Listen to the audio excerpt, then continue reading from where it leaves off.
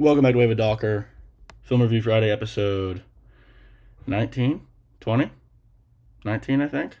Like and subscribe. Let me know what movies you watch in the comment section down below. Alright, let's get into this. So today is August 1st. So last Friday would have been, there it is, yep, The Fantastic Four First Steps. I love this movie so much. Here's my little review. This is everything I wanted and more. Besides Gunn's Guardians of the Galaxy trilogy, this is the most distinct and stylized installment in the MCU. I'm in love with what Matt Shakman did with these characters, the retro-futuristic New York City, the backstory building, the fantastic car, the gorgeous set design. Everything is so sharp and sleek.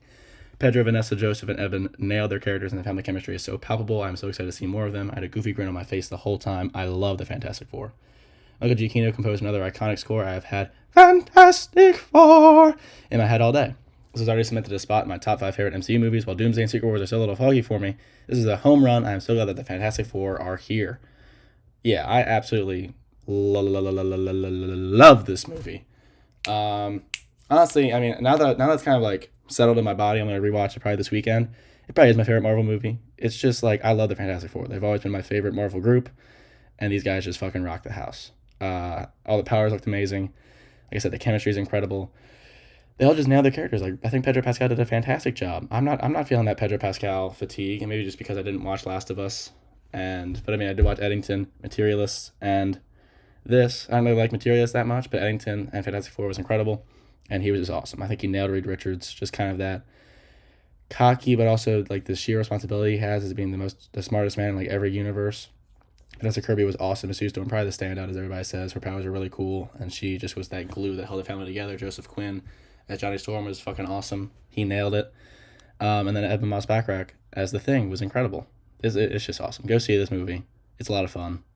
Marvel's back. And like I said, Doomsday and Secret Wars is a little gray area. Like I feel like you can't do Doomsday like with this little build up without it being like 3.5 hours long, which I'm down for. Or just do like 2-3 hour movies. That'd be really cool. But as for this was a home run. I love this movie. Next up, Rain Man by Barry Levinson, which I feel like I've seen something from him as well. No, I've just seen Rain Man. He did Alter Nights. Oof. Do I want to watch? I kind of want to watch, maybe. And The Natural, maybe. I don't know. Rain Man, Dustin Hoffman, Tom Cruise, Dustin Hoffman. Won Best Actor, and by God, did he deserve it. Holy shit. It's one of those performances, I think I talked about this on my TikTok, where I was just like, there's a few performances out there. There's a lot of performances out there, but it's like one of those performances where you're looking at the actor without like any physical modifications to their typical look. Like this is Dustin Hoffman, but the way he's acting as Raymond is just like this is like just a totally different person. It's like, there's like the Heath Ledger as Joker, there's like the Val Kilmer as Doc Holliday, where they're making these physical modifications to their face, but then like you watch like American Psycho and you see Christian Bale, who looks like Christian Bale, but he just has these mannerisms and tics that just make him be this completely different person. And the same thing with Leo and Wolf of Wall Street. Like it's immensely impressive, and it always blows me away. And Tom Cruise was great in this as well. This movie rocks. I really loved it. The Rover by David. Oh yeah, he did The King. I knew that. David Michaud. He's doing that lesbian boxing movie. That's cool with Sydney Sweeney. Yeah, this was cool. Right into the action. Pierce is great. Pattinson's incredible. My goat always looks great too. Yeah, this movie was cool. You kind of just like snap right into it. You get Guy Pearce and he's in a car, and then he goes inside to get a drink, and then his car gets stolen, and it's just him on this crusade trying to get his car back. And then Pattinson comes in. It's like, how'd you get this car? This is my brother's car.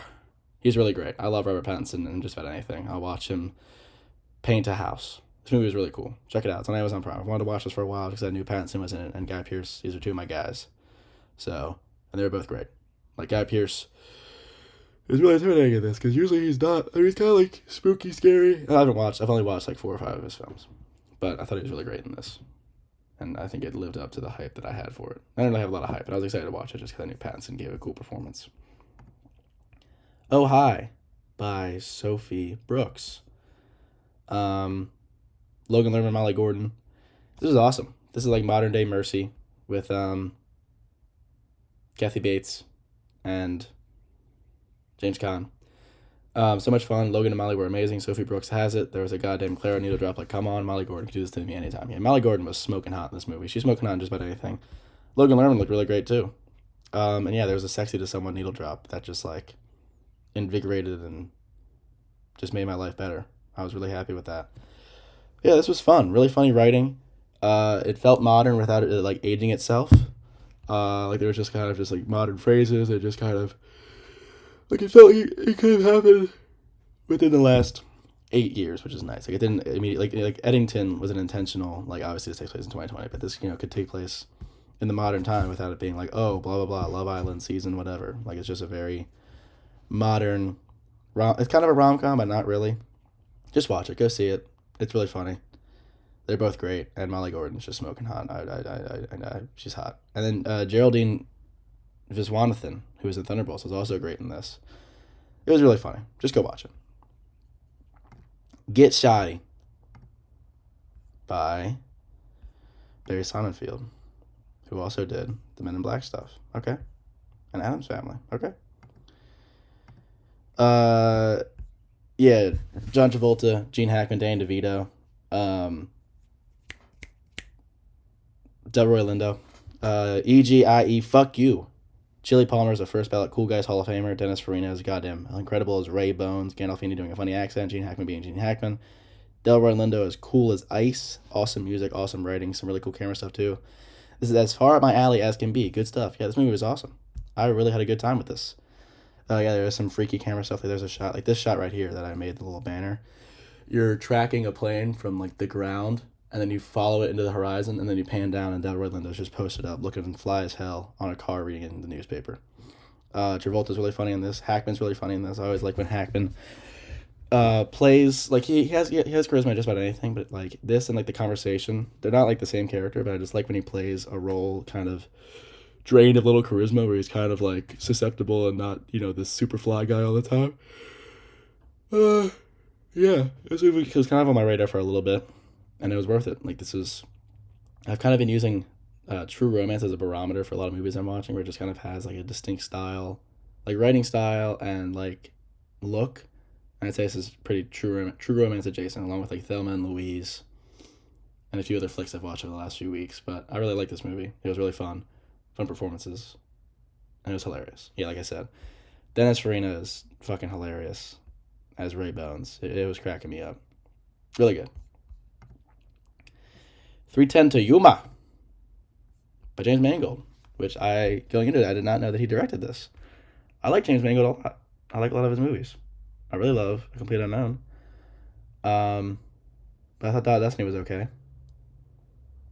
I need to watch Ford vs. Ferrari. I definitely need to watch that. And Night and Day, too. But yeah, I like James Mangold. Yeah, this movie was great. I love a modern Western. By modern Western, I mean, like, filmed within the last, like a 21st century Western. Those have been hitting really well. But like I say, I loved every character in this besides Charlie Prince, one of the biggest dick eaters ever. Fuck Charlie Prince. Yeah, he was pissing me off. He was just dick eating like there was no tomorrow. I thought Bale was great. Thought Crow was great. Logan Lerman was really great in this as well. This is awesome. This is really fun. I kind of like I'm trying to think. I was watching it, and this felt. I always like the trope when the good guys have the bad guy captive, and the bad guy is just kind of like playing along, but like he knows he's gonna get saved eventually, and he just kind of has that cocky. I'm trying to think what movie I've watched that's like that. That's kind of pissing me off. I don't know, but I like that trope when the bad guy is in like being held hostage essentially, and he's just kind of like he's playing along, but he's also knows that like they're gonna get fucking killed, and he's gonna walk through. It was a great ending. I really enjoyed it. Yeah, and this movie was great. I love a Western. It was really fun. Next up, Together by Michael Shanks. I think this is his first feature. Yeah, these look like a bunch of other just little short films. Alison Brie and Dave Franco. Holy fucking shit, that was insane. What a concept. But once again, it's one of those movies where you just have to kill yourself. I don't want to spoil too much. It just came out. Go see it in the theaters. But yeah, I mean, if you like The Thing, this is kind of like The Thing, where it's just body horror stuff. But yeah, I mean, some of the sound design on this was freaky as fuck. They're both incredible. Alison Brie and Dave Franco are awesome in this. And there's a good like shred of comedy throughout where you're just kind of like, you're freaking out because of how insane some of the body horror stuff is. But then you just kind of get a little chuckle out. I like that. But yeah, I saw this in the theaters with my friend, and I was just like this the whole time. I was like, just bracing, like I was covering my face. It's really good. There's some good scares throughout. I'm very easy to spook, so I don't really know if you want to take my word for that, but this was great. This was a lot of fun. Go see it in theaters. I don't want to talk too much about it.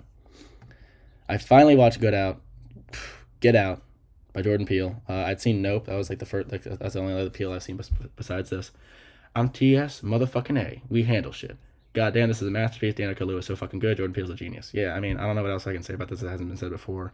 Like one of the most iconic movies of all time. Yeah, I need to watch Us now. But yeah, I mean, this movie's iconic. Like the scene of him falling back in the chair, the scene of, what was his name, Walter, the groundskeeper, like him running. Yeah, of him running on the grass. Rod Williams, his character was fucking hilarious.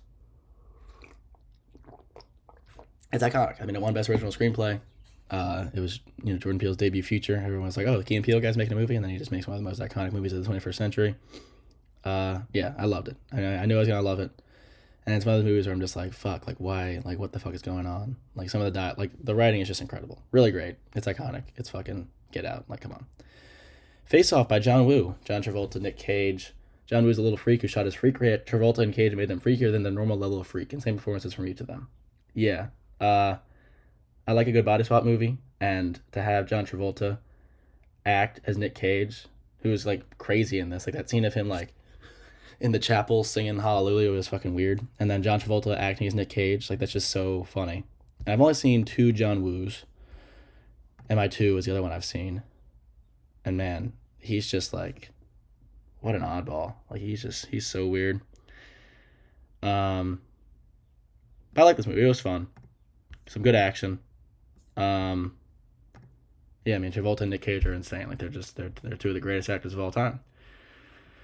I mean, I've been watching a lot of Travolta recently. Well, not a lot, but I've seen this, Get Shorty, Blowout, Saturday Night Fever, Pulp Fiction. What a great actor. I love Travolta. And I really haven't seen that much Nick Cage. I think I've only seen this in Longlegs in the last like year and a half. But I mean, I've seen Into the Spider-Verse. I really want to watch Wild at Heart, but like I don't even know where the hell you can watch that. It's like not even available. But I like Nick Cage. He's a cool guy. Yeah, this was crazy. This was just a wacky, silly, fun time. And then finally, I rewatched The Batman last night. It's just the best movie ever. I'm in love with it. Like more and more every time I watch it. People need hope to know someone is out there for them.